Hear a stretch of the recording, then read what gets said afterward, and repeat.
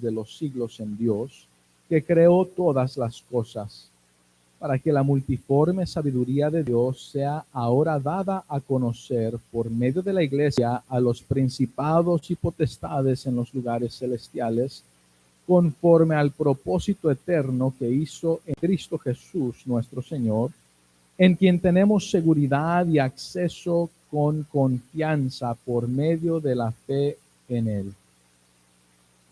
Oremos. Dios, damos gracias por tu palabra y pido que me uses al predicarla, exponerla y aplicarla a nuestras vidas. Pido que nos libres del mal y que tu Espíritu Santo hable a cada persona aquí presente. Si alguien no es salvo, que hoy sea el día de su salvación, aún aquellos que escucharán esta predicación en el futuro, que aún a ellos y a ellas, tu Espíritu Santo les convenza de la veracidad de tu evangelio, de tu amor, y que sean salvos, que dejen que Cristo sea su Redentor. Pido esto en el nombre de Cristo. Amén. Pueden sentarse.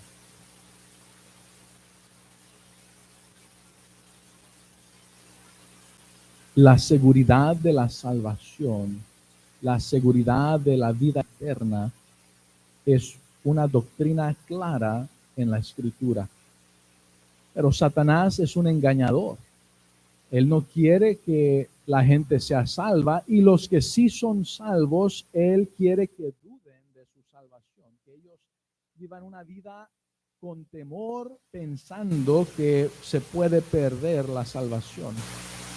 Pero si estudiamos la palabra de Dios en una manera exegética, exponiendo lo que dice, por eso la predicación expositiva es tan importante, porque miramos basado al contexto, miramos e interpretamos la palabra de Dios en una manera literal, gramatical, contextual e histórica.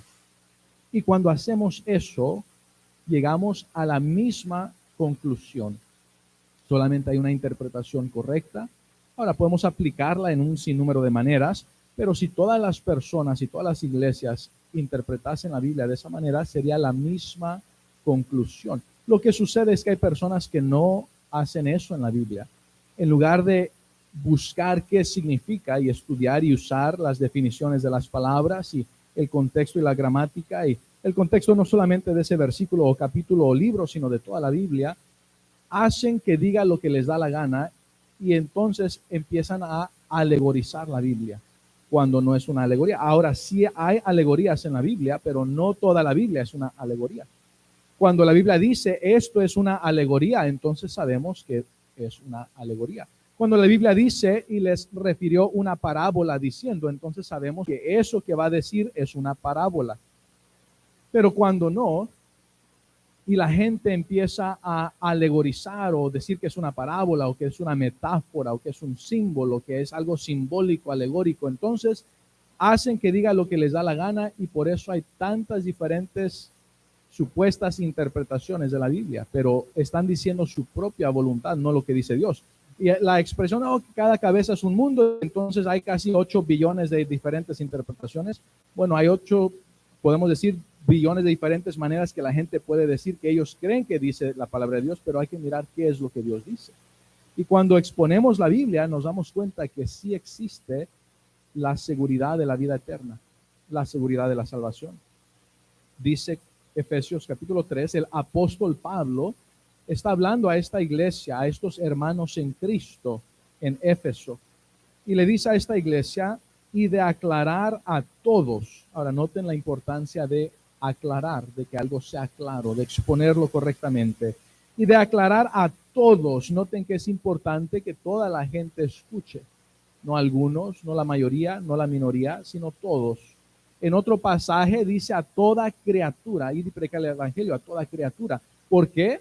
Por si acaso alguna persona dijese, pero esa gente en esa nación no es tan importante como nosotros, o en el caso aún de los egipcios, cuando miraron a los judíos, a los israelitas, y pensaron, ellos no son humanos, son como si fueran alguna criatura, algún animal ahí, algo que quizá como unos insectos o algo así. Cuando a la gente empieza a menospreciar a otros y decir, bueno, ellos no son humanos o son son esclavos o son menos que humanos. Y dice, por si acaso, no querías hablarle a ellos por decir que no son humanos, aunque sí lo son. Toda la gente en el mundo somos de una raza, la raza humana. Pero dice, bueno, predícales porque Dios dijo a toda criatura. No hay excusa. Y de aclarar a todos cuál sea la dispensación. Ahora noten, criatura y a todos, en aquel tiempo los griegos, antes de Roma, los griegos habían sido aquellos conocedores, filósofos. Hoy en día aún se conocen muchos de los filósofos y de sus filosofías y de su ética como gente que tenía conocimiento y sabiduría humana que ha sido de beneficio.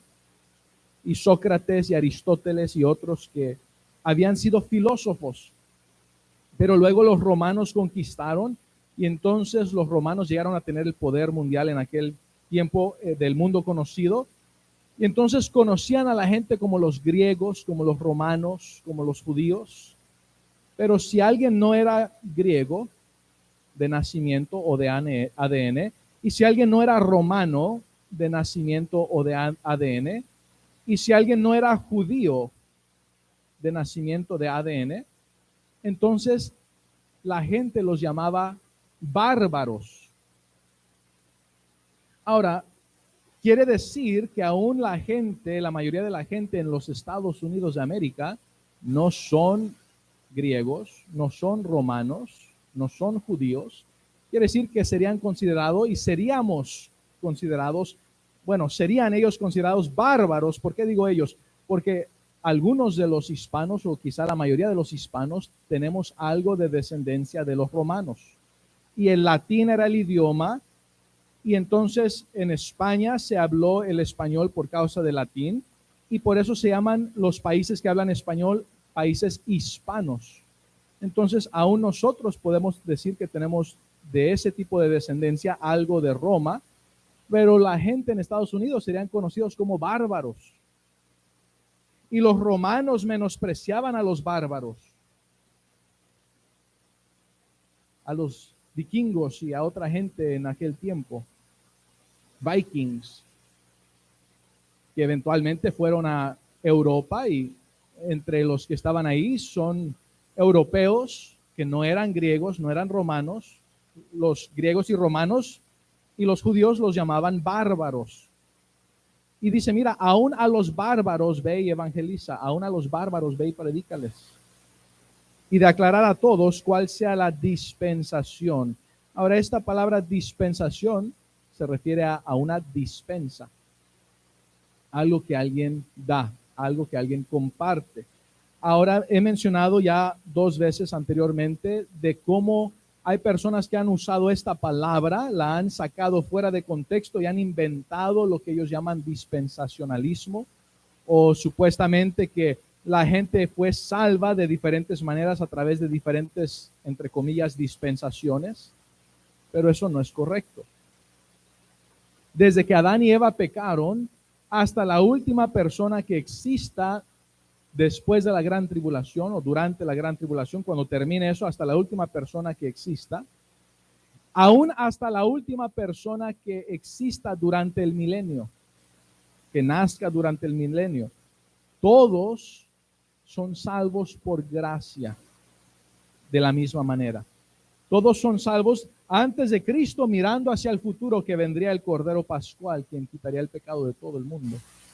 Todo aquel que pusiese su confianza en él para redención, como Salvador, como sustituto, ellos serían salvos, mirando hacia el futuro a lo que sería la encarnación de Jehová el Verbo, la vida perfecta, la muerte en la cruz como sustituto de nuestros pecados para pagar nuestros pecados, sepultura y resurrección, comprobando que él era Dios, cumpliendo así las escrituras que habían sido escritas concerniente a Cristo. Y desde Cristo y su resurrección hasta la última persona que nazca y que crezca durante el milenio, serán salvos por gracia, mirando hacia el pasado, la encarnación, vida perfecta, muerte en la cruz por nuestros pecados, sepultura y resurrección, dejando que Cristo sea su redentor. ¿Por qué digo que aún durante el milenio? Bueno, todos nosotros, los que somos hijos de Dios, los que ya hemos dejado que Cristo sea nuestro Rey, nuestro Señor.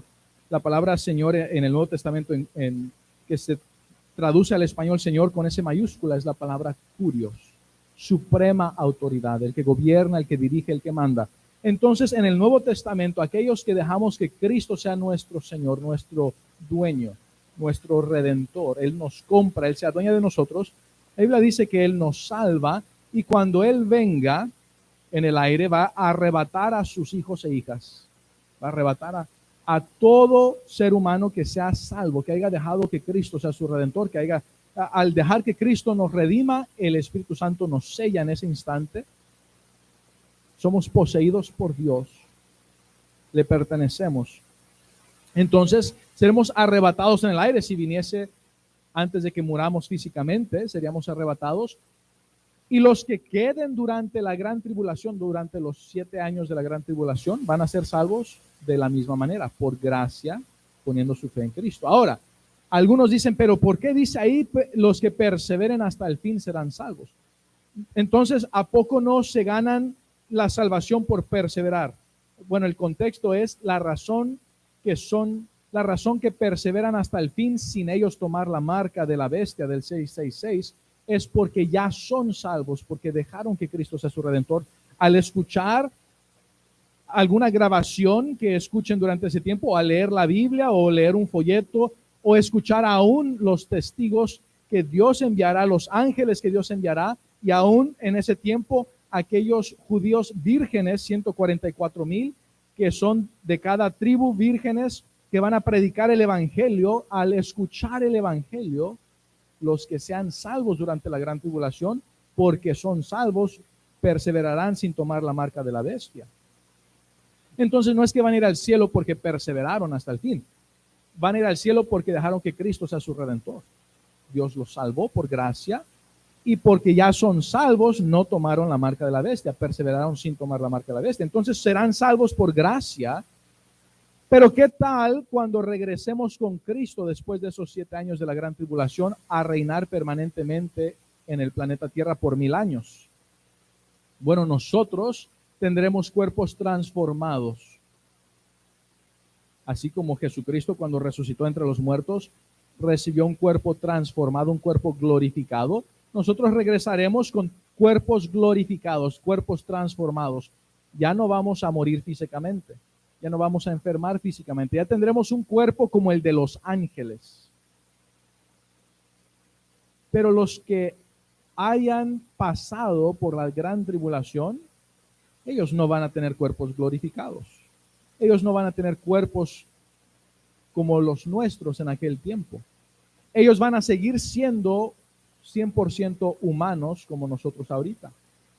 Entonces ellos durante los 1000 años tendrán hijos e hijas, nosotros no, porque vamos a regresar ya con cuerpos transformados, y en el cielo los ángeles no se casan ni se dan en casamiento, no se reproducen. Entonces cuando regresemos por esos 1000 años, los que hayan pasado por la gran tribulación, los que hayan sido salvos durante la gran tribulación, sí tendrán hijos e hijas. Y esos hijos e hijas tendrán la decisión o dejar que Cristo sea su redentor o rechazar a Cristo como redentor. Los que dejen que Cristo sea su sustituto, los que dejen que Cristo sea su dueño, su redentor, serán salvos. ¿De qué manera? Por gracia. Todos los que sean salvos serán salvos por gracia. Los que rechacen a Cristo, y cuando Dios suelte a Satanás después de los 1000 años y quieran seguir a Satanás, bueno, serán condenados al lago de fuego. Y Dios destruirá todo el universo, será consumido en fuego. Ya no va a haber estrellas, ya no va a haber sol, no va a haber planetas, todo va a ser consumido en fuego. Dios creará un nuevo cielo, una nueva tierra. Eso lo llama la Biblia la nueva Jerusalén, el cielo eterno.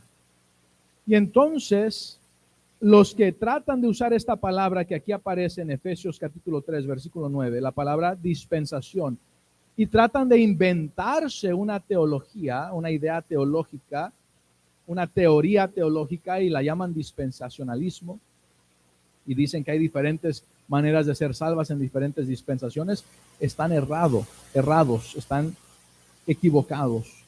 Entonces esta palabra significa dispensa, dispensar, dar. ¿Qué se está dando? ¿Qué se está compartiendo?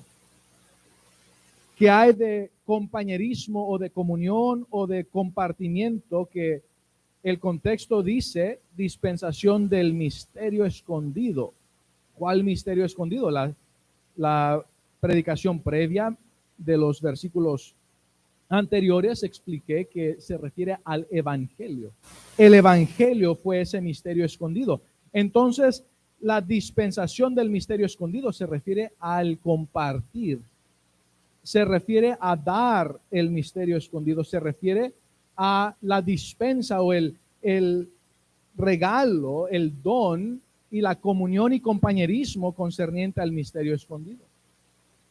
En sí, la palabra griega tiene ambas definiciones: la definición de dar, de regalo, de don, de otorgar, y también la definición de compañerismo y compartir. Así que en inglés, esta palabra que del griego al español lo tradujeron dispensación, al inglés lo tradujeron fellowship, que significa compañerismo. Pero es lo mismo, significa lo mismo. Están compartiendo, están dando una dispensa. Entonces, y de aclarar a todos cuál sea la dispensación del misterio escondido. Debemos de compartir este misterio escondido. Fue escondido desde los siglos en Dios, que creó todas las cosas. Dios es el creador. Todo diseño tiene un diseñador. Tu diseño es más complejo que tu celular, que tu dispositivo, que tu computadora. Tu diseño es más complejo que cualquier cosa diseñada por un ser humano. Tú tienes un diseñador, y ese diseñador no solamente te diseñó, también te creó. Hay personas que son arquitectos y dibujan y diseñan cosas. Hay ingenieros que dibujan y diseñan cosas y después ya le dan a los carpinteros y a otras personas que hagan el trabajo y sean los que construyan esas cosas, esos edificios o esos aparatos. Pero Dios no solamente te diseñó, también te creó. Dios es tu creador. Y Dios no quería que tú estuvieses preguntándote o ignorante de quién es tu creador. Dios se manifestó en carne. Jehová el Verbo, tu creador, se encarnó. Ese es Jesucristo. ¿Por qué? Porque Él quiere que todo ser humano sepa quién es su creador. Entonces, y de aclarar a todos cuál sea la dispensación del misterio escondido desde los siglos en Dios, que creó todas las cosas. ¿Para qué? Bueno, dice versículo 10, para que la multiforme sabiduría de Dios, noten, la sabiduría de Dios no es la sabiduría de Satanás, porque Satanás no es todo omnisciente, él no es omnisciente, él no conoce todas las cosas, él no es todo conocedor. Satanás solamente sabe como un ser que solamente sabe lo que puede estar enfrente de él o puede escuchar o lo que le pueden compartir. Él no puede ni siquiera estar en dos lugares a la misma vez. Él no es tampoco omnipresente. Entonces Satanás no puede estar en el lado de un hombro de cada ser humano en el mundo. Hoy hay casi 8 billones de personas en el mundo. Hay un solo Satanás, no 8 billones de Satanáses. Quiere decir que él no es omnipresente, Satanás no es omnisciente, pero Dios es omnipresente, Dios sí es omnisciente, Él sí conoce todas las cosas. Y dice, para que la multiforme sabiduría, la sabiduría de Dios es asombrosa, es de tantas maneras, es inescrutable, no podemos escudriñar la profundidad de la sabiduría de Dios. Sabes que aunque no conocemos ni siquiera todo lo que está en nuestro sistema solar, acaban de descubrir una luna en un planeta y están todos emocionados que, wow, acabamos de mirar y de descubrir una luna que está en tal planeta y está pequeñita y le pusieron a esa luna el nombre Violenta, que porque en un libro que escribió Shakespeare salió un personaje que se llamaba Violenta, que nunca dijo nada, pero nada más salió y ya se fue. Y entonces le pusieron así el nombre de esa luna. Y están emocionados descubriendo y ni siquiera fuera del planeta, ni siquiera fuera del sistema solar nuestro. Dios no solamente sabe el verdadero nombre de esa luna, Él sabe el nombre y le puso nombre a todas las estrellas. Y cada estrella es un sistema solar.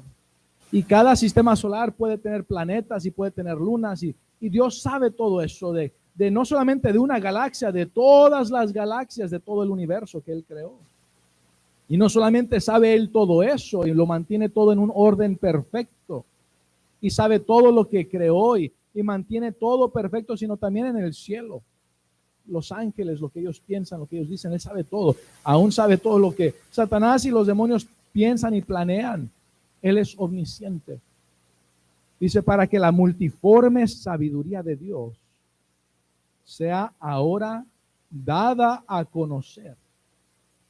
O sea que ni siquiera los demonios, ni siquiera los ángeles, Satanás, ellos ni siquiera sabían el misterio del evangelio.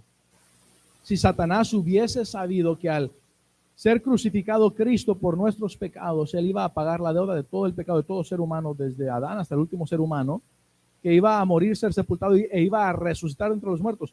Si Él hubiese comprendido ese misterio, no lo hubiese crucificado. La profecía es que iba a ser crucificado, no nada más que iba a ser muerto, porque alguien puede morir por una enfermedad, alguien puede morir por un accidente. En aquel tiempo Israel tenía la manera que Dios les dio de forma capital para matar a alguien que fuese digno de muerte, era apedrearlo. Pero la profecía sobre el Cristo era que no iba a ser apedreado, no iba a morir por una enfermedad o por un accidente, sino iba a ser crucificado. Iba a padecer la muerte y muerte de cruz. En aquel tiempo solamente Roma torturaba a la gente de una manera tan horrible y la mataba de esa manera.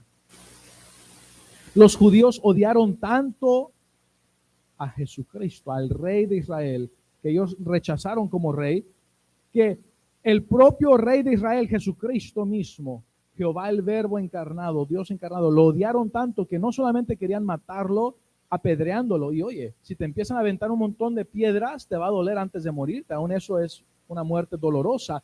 Pero ellos querían que sufriese la peor tortura y muerte posible. Que le fueron a rogar que lo crucificaran. Crucifícalo, crucifícalo, decían acerca de Cristo. Pero esa multiforme sabiduría de Dios sea ahora dada a conocer. Sea ahora dada a conocer por medio de ¿quién? De la iglesia. Por medio de la iglesia, Dios nos dio a nosotros el privilegio de dar a conocer la multiforme sabiduría de Dios a todo ser humano, y no solamente a todo hombre, no solamente a todo líder en autoridad celestial, por decir así. Cuando decimos cielo, la Biblia menciona 3 cielos. Menciona el cielo donde vuelan las aves, menciona el cielo que sería el resto del universo fuera de la atmósfera del planeta Tierra, y la Biblia habla del tercer cielo fuera del universo donde habita Dios. Y entonces miramos que en este versículo dice, para que la multiforme sabiduría de Dios sea ahora dada a conocer por medio de la iglesia, ¿a quiénes? A los principados y potestades en lugares celestiales. Ahora, alguien que está en una posición elevada, ponían las ciudades importantes y elevadas en lo que eran los montes o las montañas, o ponían un edificio, una estructura alta y elevada, o tenían que subir por escalones o escalas para llegar a quien era el rey. Y entonces las personas en posiciones elevadas, podemos decir que estaban en posiciones celestiales en el sentido de este planeta Tierra, en el cielo, o elevadas en el cielo. Entonces aquí puede incluir a reyes, a príncipes, a jueces, cualquier persona en autoridad elevada, pero no se limita a personas en posiciones elevadas en el planeta Tierra, no se limita a reyes y príncipes y jueces, gobernadores, sino que también incluye los demonios y los ángeles. Incluye Satanás, los demonios y los ángeles de Dios.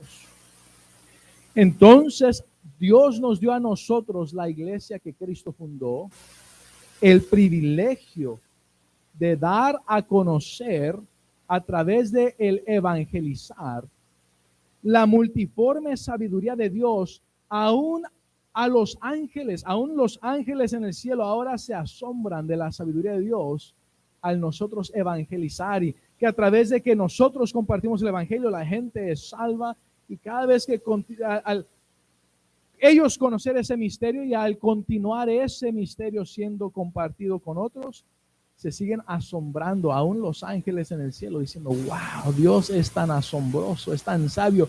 ¿Quién hubiese pensado que Dios iba a usar a los seres humanos que dejasen que Cristo les redimiese para compartir este misterio tan asombroso que ni a nosotros Dios nos había dicho antes de que sucediese y que lo manifestase?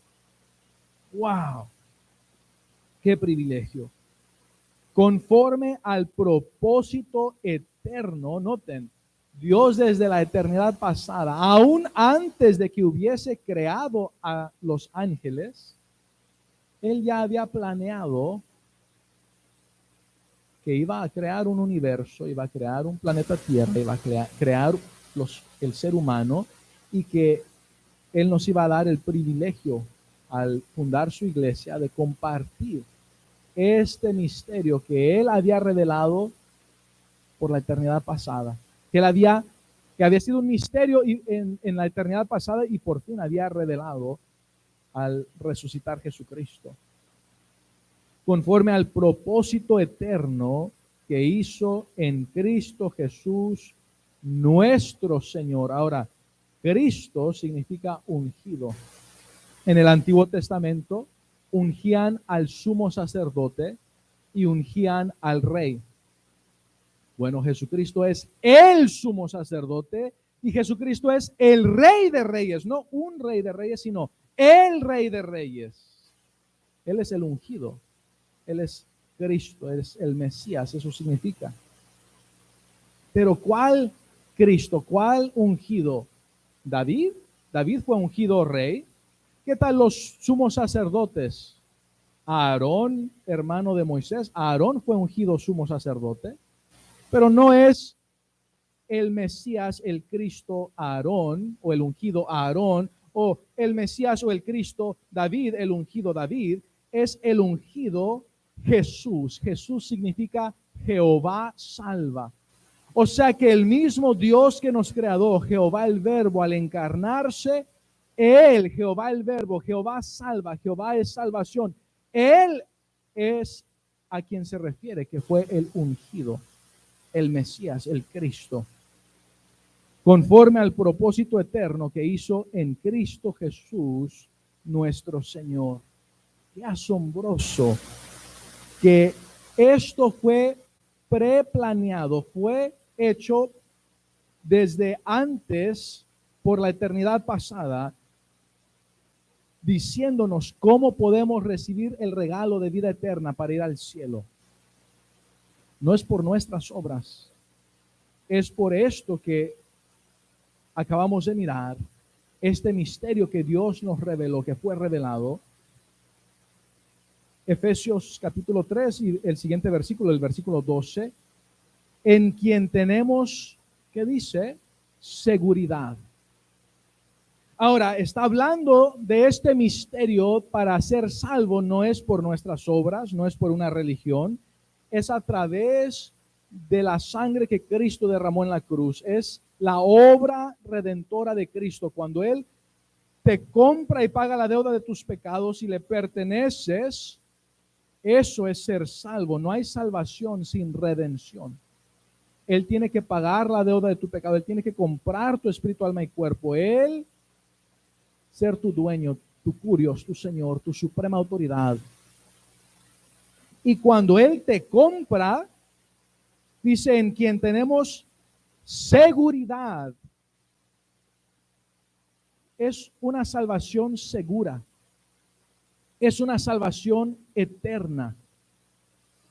Y es tan segura que es más segura que toda la seguridad que pudiese tener un banco, toda la seguridad que pudiese tener algún edificio del gobierno de Estados Unidos de América.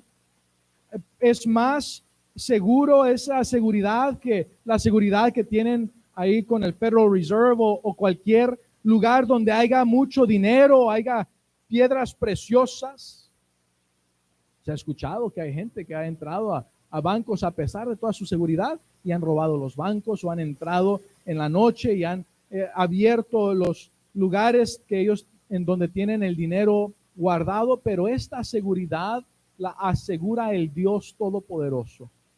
Dice, te tengo en mi mano. Cuando tú dejas que Cristo te compre, Él te compra y Él te tiene en su mano y dice, nadie ni nada puede sacarte de su mano, ni tú mismo, ni tú misma. ¿Por qué? Porque ya le perteneces. Él ya es tu dueño. Y hay una seguridad asombrosa. Él no te va a soltar, no te va a botar, no te va a regresar. Nosotros podemos ir a la tienda y compramos algo y no nos gusta y lo regresamos. Pero el amor de Dios es tan asombroso que siendo aún pecadores, Cristo murió por nosotros. Siendo aún pecadores, Él nos quiere redimir, nos redime cuando dejamos que Él nos redima, nos salva y nos asegura. Él no nos regresa. No dice, yo no sabía que habías hecho esto o que habías hecho aquello. Ya no te quiero, te voy a regresar. No, Él es omnisciente, Él conoce todo eso y a pesar de eso te compra. Si tú dejas que Él te compre, que Él sea tu redentor, y hay una seguridad. La seguridad de la salvación es algo bíblico. Es algo que miramos que es evidente en la Biblia. Conforme al propósito eterno que hizo en Cristo Jesús nuestro Señor, en quien tenemos seguridad y acceso con confianza. ¿Acceso a quién? Pues a Dios. Acceso al cielo. Acceso a nuestro Padre Celestial.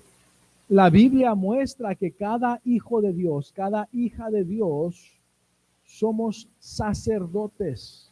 Dios nos hace reyes y sacerdotes. Ahora, Él, Jesucristo, es el sumo sacerdote y Él es el rey de reyes, pero nosotros somos, al ser redimidos por Cristo, somos sus hijos, príncipes, princesas, pero nos hace reyes y sacerdotes. ¿Qué significa eso?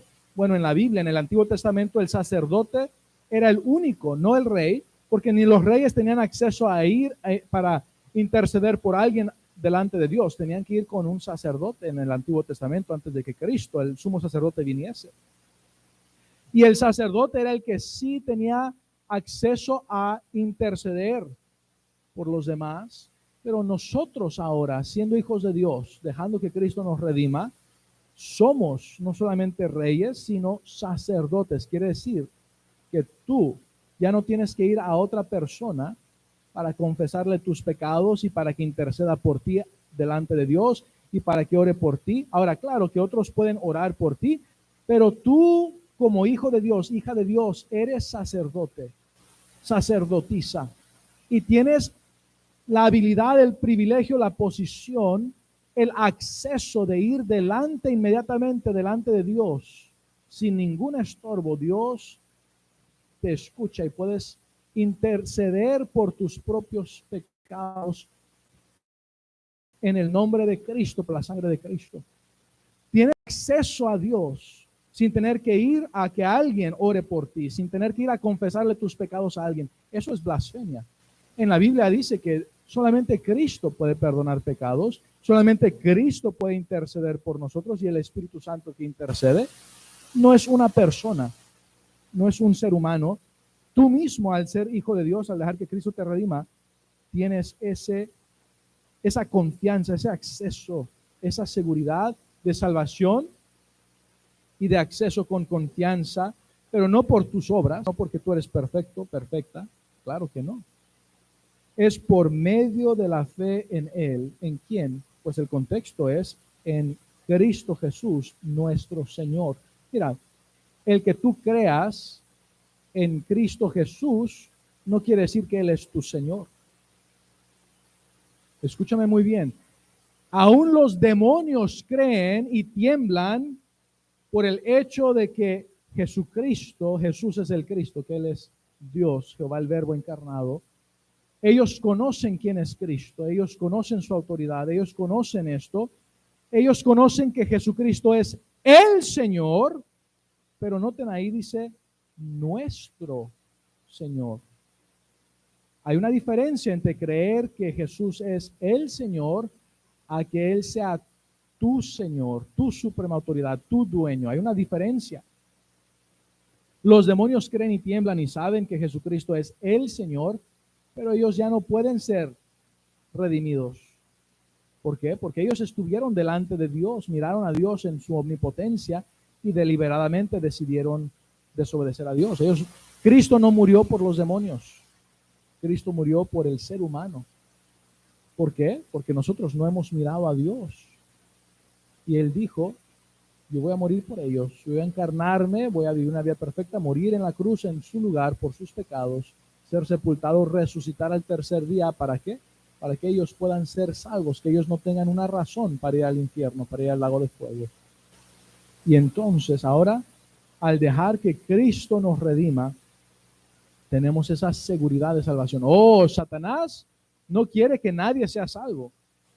Satanás, sí quiere que la gente sea religiosa, por eso la idolatría es tan común y abunda a través del mundo en tantas religiones. La primera vez que miramos en la Biblia a una persona inventar su propia religión, inventar su propia manera de servir a Dios, de obedecer a Dios, de ofrecer sacrificio a Dios, de agradar a Dios, su propia religión, miramos en Génesis cuando Caín inventó su propia religión trayendo lo mejor de sus frutas y verduras en lugar de traer lo que Dios dijo que trajera. Y entonces, desde entonces, mucha gente ha inventado sus propias maneras de servir a Dios, pero esas son falsas religiones. Dios no dice, sírveme como te dé la gana, como te inventes tú, como tú quieras. Dice, hazlo como yo dije. ¿Por qué había dicho Dios que sacrificasen un animal, así como Jesucristo, así como Jehová el Verbo, había matado a un animal y había usado las pieles de esos animales para cubrir la desnudez de Adán y Eva? Porque era no solamente algo que literalmente hizo, sino también representaba que Jesucristo mismo, el mismo Jehová el Verbo que hizo eso por Adán y Eva, era el mismo Jehová el Verbo que se iba a encarnar e iba a ser el Cordero Pascual que iba a morir para cubrirnos con su justicia. Cubrir nuestro pecado, nuestra desnudez, nuestra vergüenza, nuestra maldad con su justicia. Y entonces había dicho, necesitas sacrificar, así como yo lo hice, demostrándote que tú confías que algún día yo me encarnaré, que algún día el Cordero Pascual morirá para redimirte. ¿Por qué? La carne, la sangre de esos animales y esos corderos no iba ni podía perdonar pecados ni salvar a nadie, pero representaba que ellos estaban confiando en Jesucristo, que un día Él sería el Cordero Pascual. Pero Caín dijo, no, yo no voy a hacer eso. Yo voy a traer mis frutas y verduras, lo mejor de lo que yo tengo. Mira, no importa qué tan buena persona tú quieras ser y tú trates de ser y tú seas religioso y hagas con tus obras lo mejor de tus obras, tú traes eso a Dios. Y Dios no miró con agrado ese esfuerzo de Caín, porque eso no es lo que Dios había dicho, que iba a redimir el ser humano. Las frutas y verduras no iban a morir por nuestros pecados, iba a ser Jesucristo. El símbolo del Cordero Pascual no eran frutas y verduras. Y hay tantas religiones, todas influenciadas por la maldad del ser humano o por Satanás y los demonios. Y déjame decirte, Satanás y los demonios no quieren que nadie sea salvo. Entonces te van a decir, pórtate bien, haz esto, haz lo otro, da caridad y haz aquello y haz lo otro, y a ver si Dios te lleva al cielo, a ver si vas a un paraíso. Y es tan malvado Satanás que hasta influenció que el Corán diga, pues si matas a los que no son musulmanes, va a agradar a Alá, el Dios de los musulmanes. Mira, Alá no es el Dios Jehová el Verbo, Jehová de la Biblia. Y entonces, no solamente hay religiones que dicen trata de portarte bien para agradar a Dios, hay religiones que hasta dicen mata a los que no sean de nuestra religión para agradar a Dios. ¿Por qué? Influenciados por Satanás, por demonios. Pero Dios dice, no son tus obras, es la obra redentora de Jesucristo, conforme al propósito eterno que hizo en Cristo Jesús nuestro Señor, en quien tenemos seguridad y acceso con confianza por medio de la fe en Él.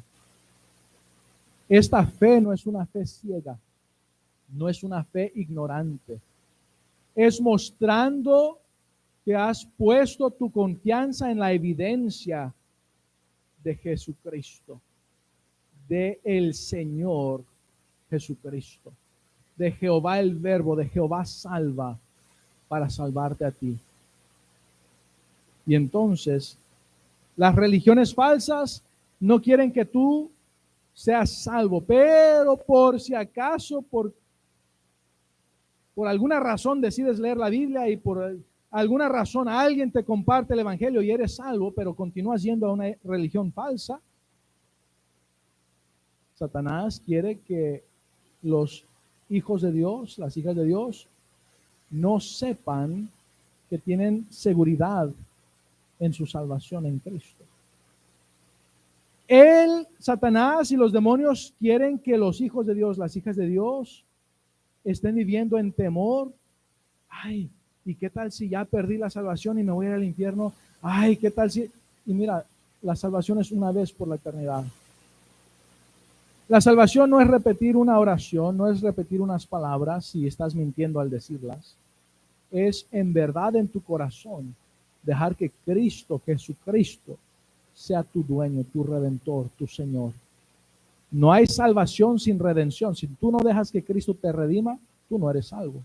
No eres hija de Dios, hijo de Dios. ¿Por qué? Porque la Biblia dice que Dios nos dio la potestad de ser hechos hijos de Dios. Quiere decir que antes no éramos hijos de Dios. Jesús le dijo a los fariseos religiosos, les dijo, vosotros sois de vuestro padre el diablo. O sea que hay hijos del diablo y hay hijos de Dios. Los hijos de Dios son aquellos que antes fueron hijos del diablo, pero después dejaron que Cristo los comprara, que Cristo pagara la deuda de sus pecados, que Cristo los adoptara en su familia como hijo, como hija, y entonces fueron hechos y recibieron el poder, la potestad de ser hechos hijos de Dios. Esa mentira de que todos somos hijos de Dios también es del diablo. ¿Por qué? Para que si la gente cree, toda la gente cree eso, pues van a ir al infierno, porque nunca van a dejar que Cristo sea su redentor, porque van a pensar que son hijos de Dios cuando no lo son. Y entonces Jesús dice que Él no quiere que nadie perezca, Él no quiere que nadie vaya al infierno, Él quiere que todos sean salvos y vengan al conocimiento de la verdad. Él ya hizo todo lo necesario para que toda la gente pueda ser salva sin las obras nuestras, sino únicamente con la obra redentora de Cristo, el sacrificio de Cristo, la sangre de Cristo, su sangre perfecta que derramó en la cruz. No hay otra sangre perfecta sin pecado más que la de Cristo. Y solamente a través de su justicia y su sacrificio propiciatorio en la cruz podemos recibir salvación. Entonces las religiones falsas no quieren que seas salvo, y si alguien viene y te comparte el evangelio y eres salvo, un bautista llega y te evangeliza y eres salvo, y continúas yendo a esas religiones falsas,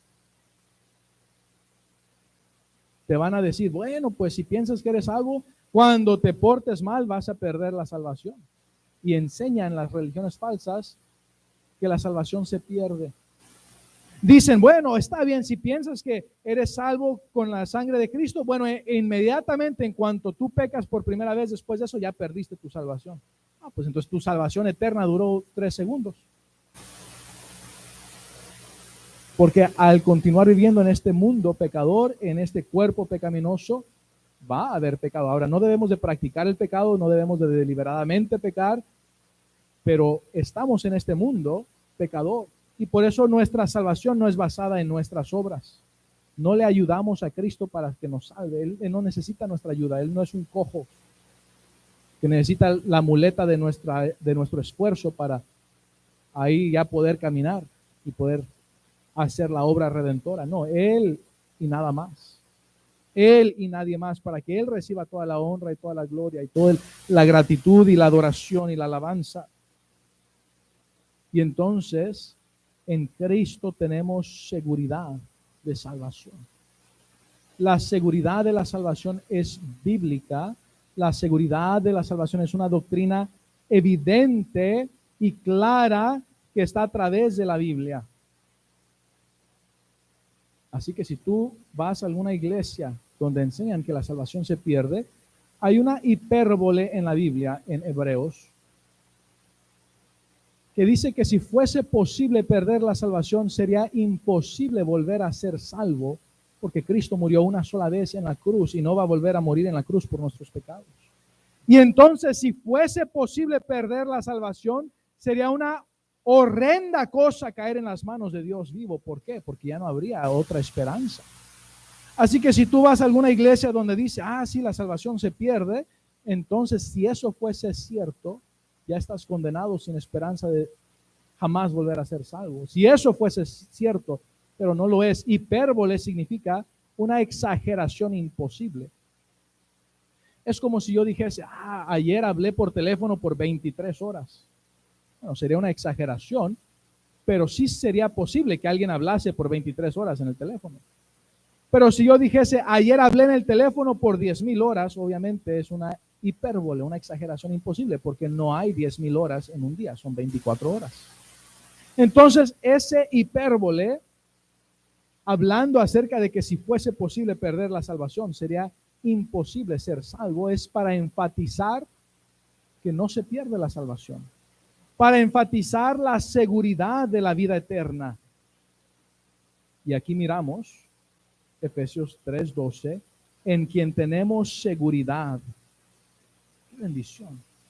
Hay tantas cosas inciertas y por eso venden compañías diferentes seguros, que seguro de auto, seguro de casa, seguro aún hasta los que rentan, seguro de vida.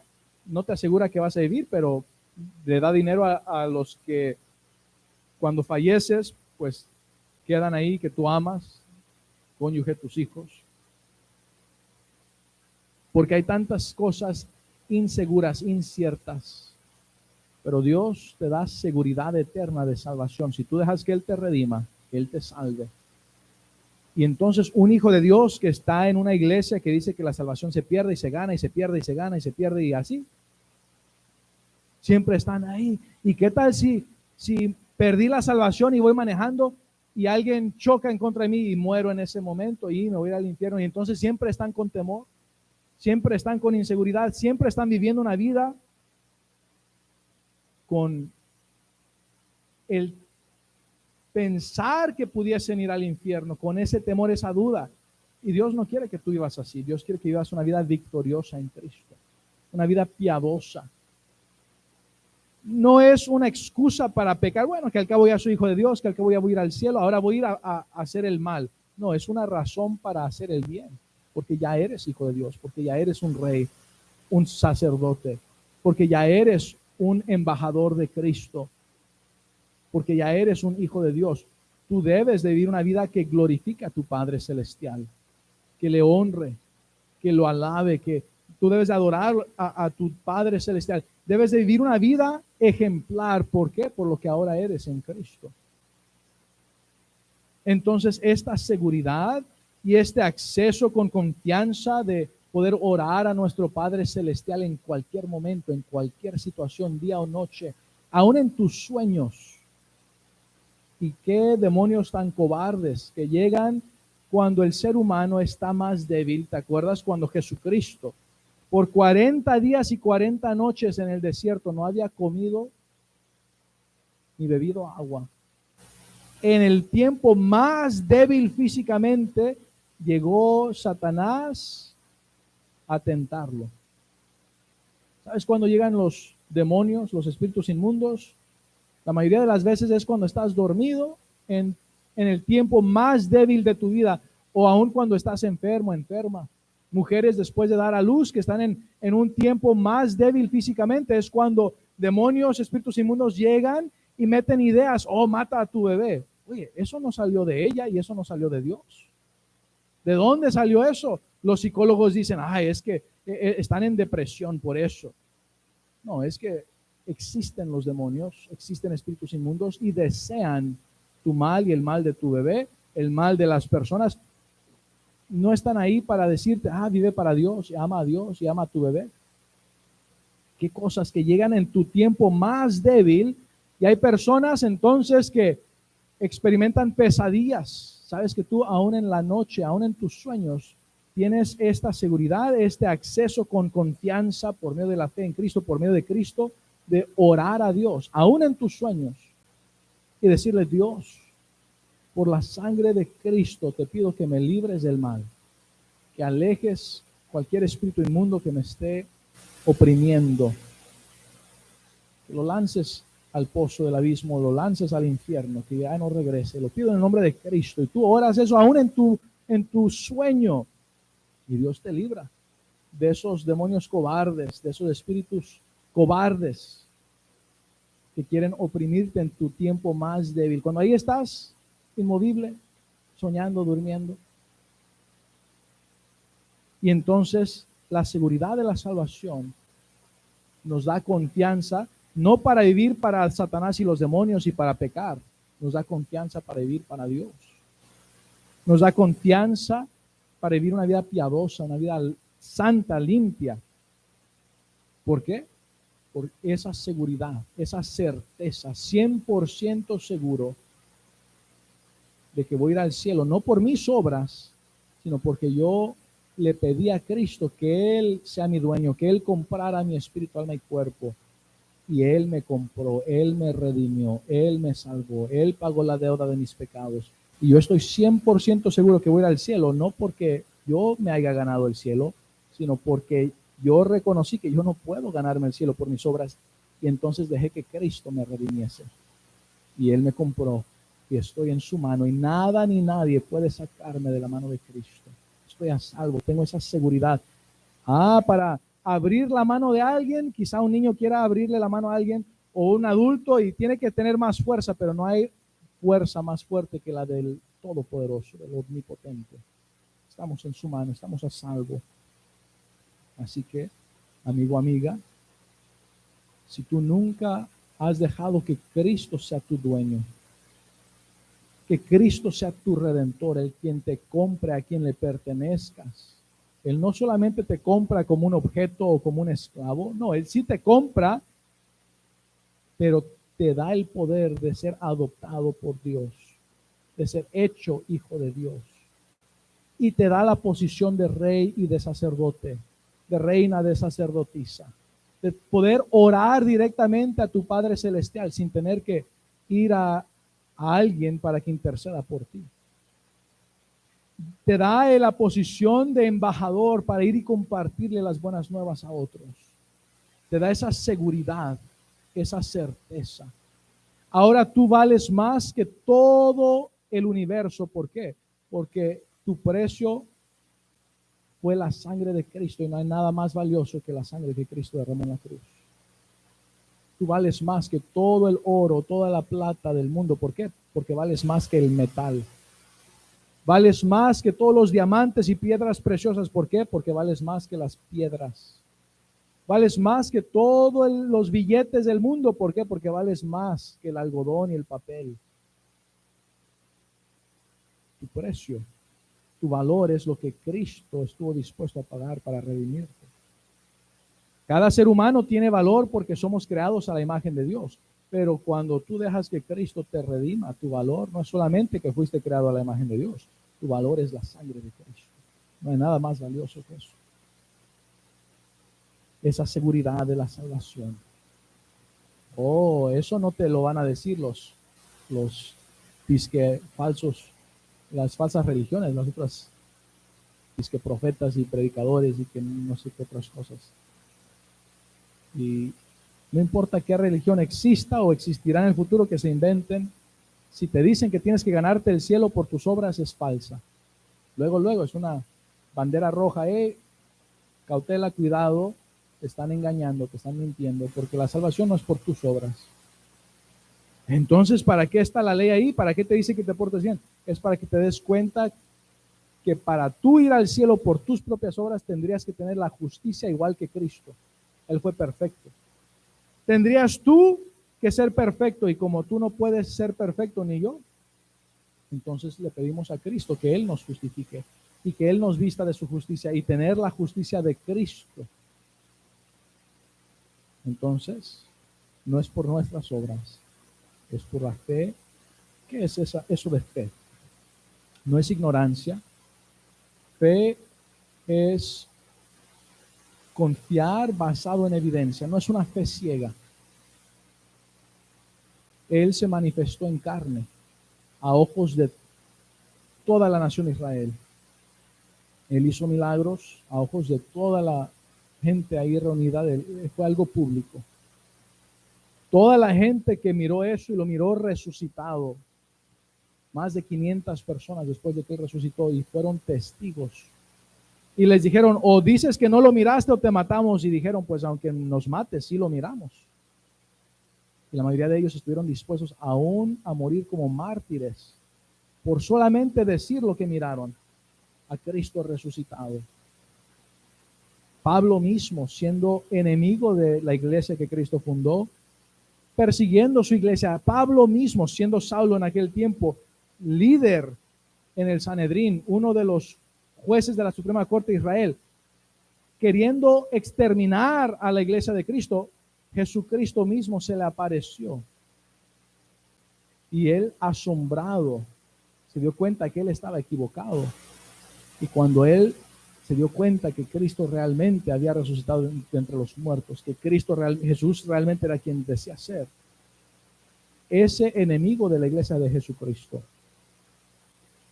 dejó que Cristo fuera su Señor. Y Jesucristo lo usó para ser apóstol a todos los que no fueran judíos, a todas las etnias, a los gentiles. Y ahora le está escribiendo Pablo, el apóstol Pablo, a la iglesia en Éfeso, a los efesios, los hermanos en Cristo, recordándoles, hermanos, en Cristo tenemos seguridad y acceso con confianza por medio de la fe en Él. Y esto aplica a nosotros, en esta iglesia bautista de Cristo, aquí en Austin, Texas. Y aplica a cada hijo de Dios, hija de Dios, a cada persona redimida por la sangre de Cristo en el mundo. Cuando tú dejas que Cristo sea tu dueño, tu redentor, Él te compra, te salva del infierno, te regala ciudadanía eterna en el cielo, te adopta como hijo, te da la posición de rey, de sacerdote, de embajador, te da esa seguridad eterna de salvación y te da acceso con confianza a Cristo, a orar al Dios Padre en el nombre de Cristo, a orar en todo tiempo, en cualquier momento. Él te escucha. Y te animo entonces, si tienes alguna duda de que si eres salvo o no, quizás sea porque no seas salvo. ¿Por qué? Porque el Espíritu Santo nos da testimonio a nuestro espíritu de que somos hijos de Dios. Y si el Espíritu Santo no te está convenciendo, dando testimonio de que eres hijo de Dios, quizá no lo seas. Quizá nada más repetiste unas palabras pensando que eso te salvaba, pero la salvación no es repetir unas palabras, la salvación es decidir dejar que Cristo sea tu Señor, tu Redentor, tu dueño. No hay salvación sin redención. Y entonces, amigo, amiga, si tú nunca has dejado que Cristo sea tu Redentor, te animo que hoy sea el día de tu salvación. Y hermano, hermana, con esta confianza, te animo que la uses para vivir una vida piadosa, una vida agradecida, una vida que honra y glorifica a Dios, y que seas fiel como rey, como sacerdote, como embajador de Cristo. La seguridad eterna, seguridad de la salvación, seguridad eterna de la salvación. Oremos.